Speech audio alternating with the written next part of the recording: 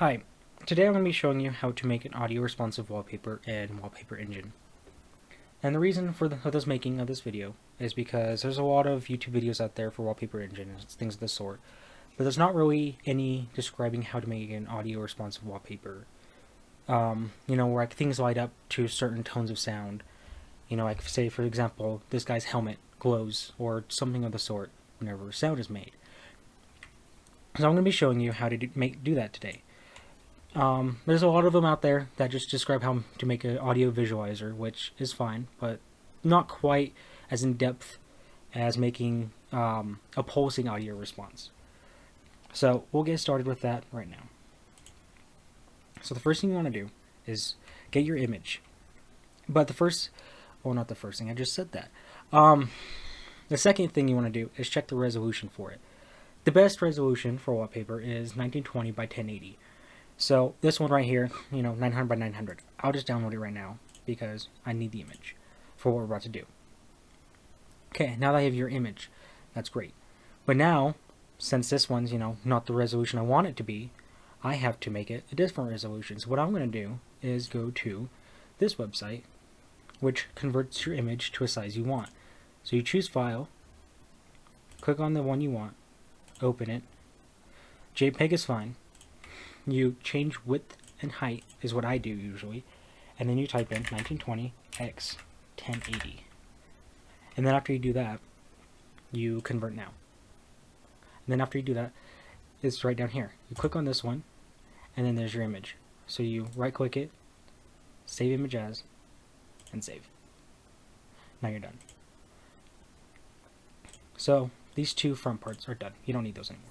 But now you enhanced your image, but it's not meant to be a high resolution, so it kind of doesn't look that great. Sometimes what you need to do is sharpen it, and that's what this website does. Let's enhance.io. So after you get on this should be the first thing you see. You just click anywhere on the screen, drop your image. So you just click on the cloud, or really anywhere in the box, and then you click on your image. That your most recent that you converted to a different resolution. You open it, and then you start processing. And then it takes a while. So now we're just going to stand here and stare at the screen, talk about how your day is. Okay, this is awkward. I was really hoping it would be done by now. There we go. So now it's done, so you click the down arrow, and it downloads it, which is wonderful. So now you're done with this. So now that you have your image and it's sharpened, you might want to check it first to make sure it, looks okay. So you open it, there's the image. So here's the image before, and then the image after. Now that you have your image and it's a bit sharper, you need to, of course, open Wallpaper Engine. So the first thing is see all of your wallpapers and everything, but you don't need these. What you want to do is go to Wallpaper Editor, and here we'll give you a prompt. Create wallpaper, use template, view all projects. What you want to click will be create wallpaper. After that, it'll take you to your files. You go to downloads, press on your wallpaper that was changed resolution and enhanced, and you open it. And of course you name it, so I'll just do space testing, and then click OK. After that, compiles your wallpaper, and there it is. Boom. So now we're on the part of creating your wallpaper to make it audio responsive. So there's a few things you can do in this. This has quite a few options for customization on your wallpaper, and I might go over a few of them, but not too many, just because it's not about that right now. So what you can do is add assets. So if you want audio responsive snow, rainbows, particles, any of the sort, you come to assets. You click on add asset, and these are your presets, the ones you automatically should have. But if you want more that are more community made, say like this one's by BWE, things like that, you go to Browse Workshop. And here, you have all of your different assets, and you can scroll through them and find which one you might want to use, and then click on it. And then after you download it, you have to click on it and do subscribe. After you do that, it should be here, and then you can click on the one you chose, which should be up here above presets. After that, you click on creative, and then you can edit it as much as you want. But I'm not going to go over that one right now. What you want to know is how to make your image audio responsive. So for that, you're going to need to go to your base image right here and scroll down to effects. After that, you want to click on add. And you have quite a few options here, but the one I'm going to focus on is pulse. This will make your image audio responsive. So you click on pulse, click OK, and the first thing you want to do is make it audio responsive. I usually do center, but you can do left, right, or center. I don't really notice a difference personally, but I haven't used it quite that often, so I probably haven't had the chance to find out more about it. But I usually use center. And you want it to pulse color, because if you don't, it's going to look all weird. So now, this is the easy part. You just come in here and paint what you want to make audio responsive. So if you want this moon, you start painting it. But it's not all cut and dry, because there's amounts, opacity, size, and hardness. Now over here is the amount. This will show you how much, I'm stuttering here, but the higher amount you have, the stronger the pulse for audio, the audio responsiveness is. So usually I do about 100, and I do about size normally of what I'm going to cover, whatever will fit.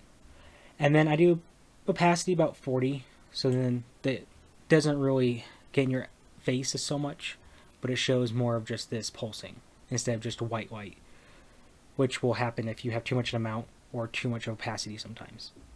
And then another thing I do is usually do hardness to 0. As you can see right here, whenever it's like that, it's just straight dot. But whenever you do this, it's not. And if you click on show mask, I can show you what I mean. So like right here, we'll do hardness 1. Boom. It's just a straight circle. But whenever you do hardness 0, it's not so much. See? So I usually use hardness 0.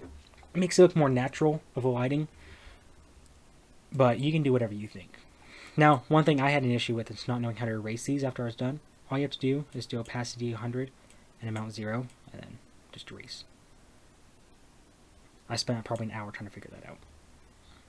So anyways, now you have all this going on. You know all this knowledge. Let me turn this down to 43. Boom. Now I usually show mask, because if you don't, you can't see what you're drawing. But whenever you show mask, you can.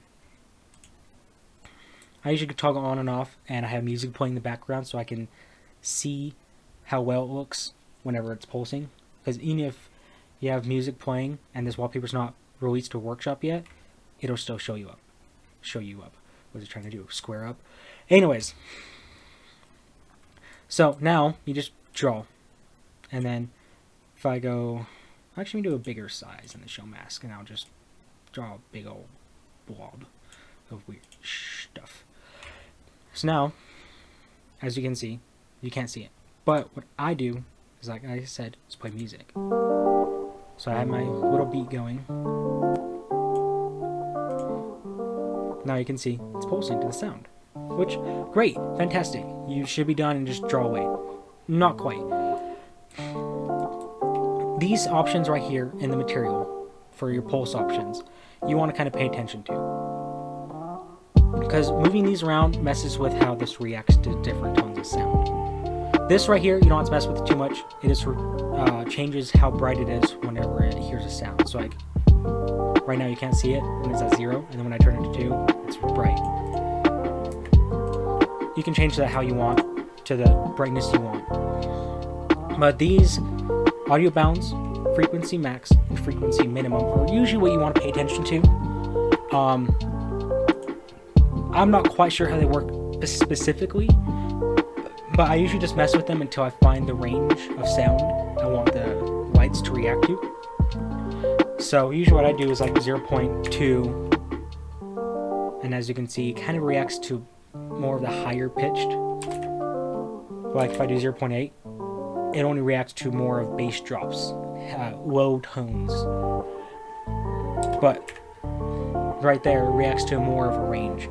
This one I usually leave at 1, unless you were creating multiple pulse options or assets in the image. because you can, have 3 different ones. Because, say for example, you want this group of stars to blink differently than this group of stars, 2 different tones of sound.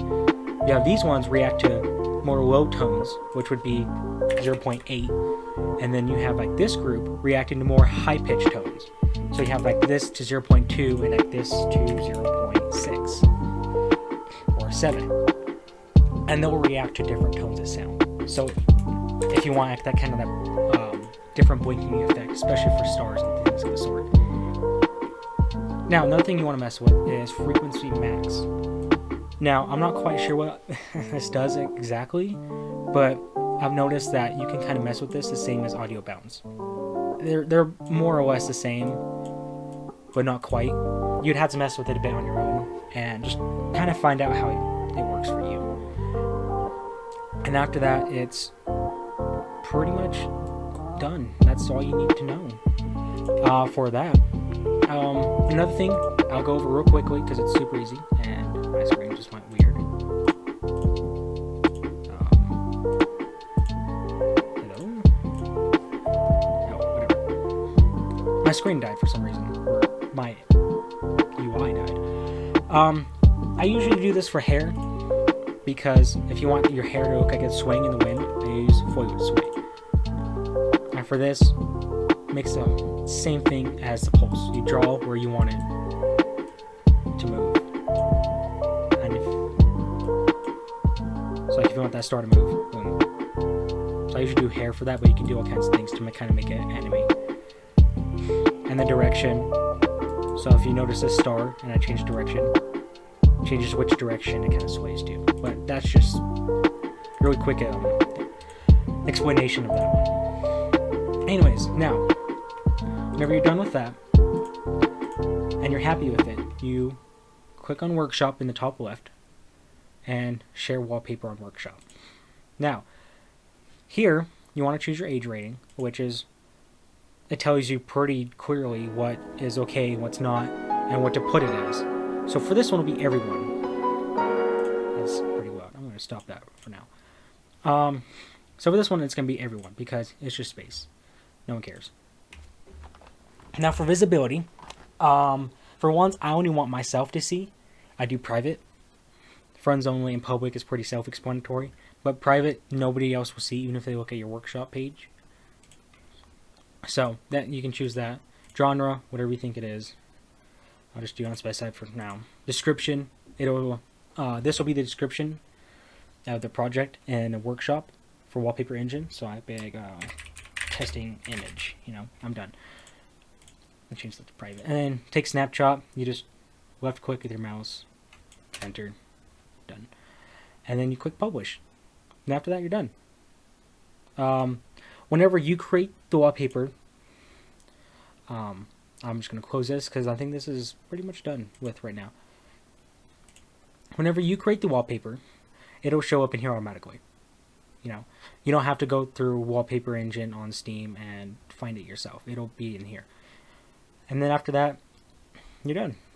If you want it to update, and like say you just edited it, but it's not doing the edit you wanted, usually what I do is after you make sure you save, which if you publish, of course it'll save it, but just be on the safe side. Always click that and save. Another thing real quick, actually. If you don't want to publish it yet, but you want to see what it looks like, you just apply wallpaper, click OK, and then it'll apply your changes. So you can see what it looks like before you actually publish it. But after that, so if you save it and it hasn't updated, what I usually do is click on another wallpaper and then click back and it updates. But that honestly should be about it. And I hope this helped you as much as I would have loved this video whenever I was trying to find out how to do this myself. And so I guess I'll maybe see you guys, I don't know. This is my first video, so I'm a little awkward, but I hope you guys enjoyed. Have a good one.